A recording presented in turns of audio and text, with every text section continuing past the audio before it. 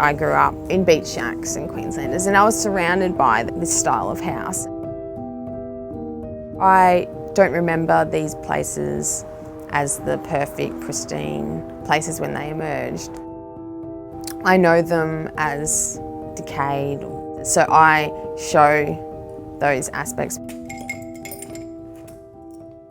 So I create miniature architectural spaces from foam core and paper and paint, and then I photograph them. So the end result is a photograph on the wall.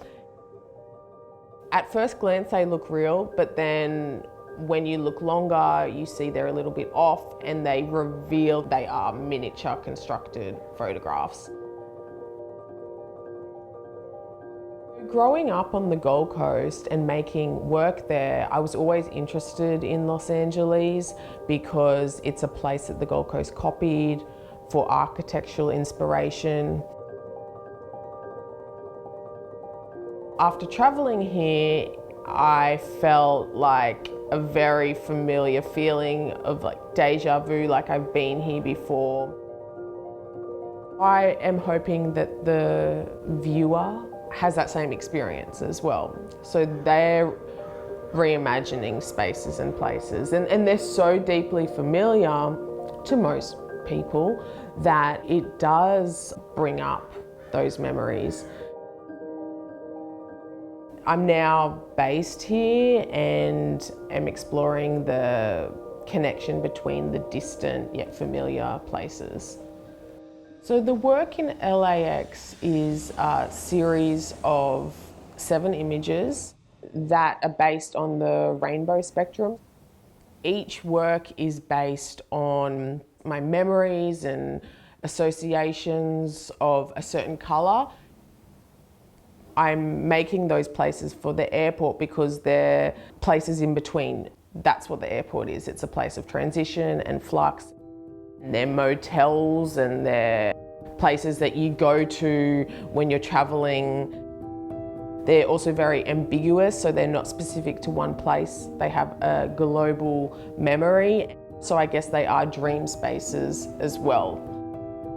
There's that familiar element of the motel to make you feel like you're at home, but then there's also this exotic or dream-like adventure element, like the Green Lantern Chateau, or showing the French doors or the lanterns that make you feel like you're someplace else, but you're actually in a motel in Australia. For the Stardust project, I found 47 Stardust motels on Google Maps, and I put them on the wall and I was looking at them, and then I started to realise that a lot of them were the same building. And they look completely different because they'd been painted, usually beige or a dull colour, not as flamboyant as the pinks and the blues that they once were. Signs had changed or disappeared, and so I made a model the way it was in the past, and then I've changed it and rephotographed it. So I've made before and after. I feel like I make models more than I photograph because it takes up most of the time, it's very hands-on, and the photography is just the last process. I want people to know that it has been constructed, almost so the image unravels in front of them. You have to put all the pieces together and think and imagine for yourself. It's like putting a magnifying glass on, and it magnifies the imperfections and the mistakes. I allow the materials to bend and buckle, and the model really has a life of its own. My mum studied architecture and she doesn't like them because she's got such a sharp eye. I also don't keep the models either. I throw them out and I destroy them because it's like a parallel to the urban landscape. I'm not attached to them. I go with my gut as well. If it creates a certain mood and brings up memories or experiences, I go with that intuition.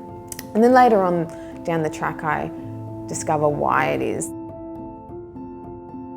The real reference in the landscape is changing while I'm making the model. Sometimes it changes quicker than I can change it within the model, and so when they started to disappear, I reacted towards that.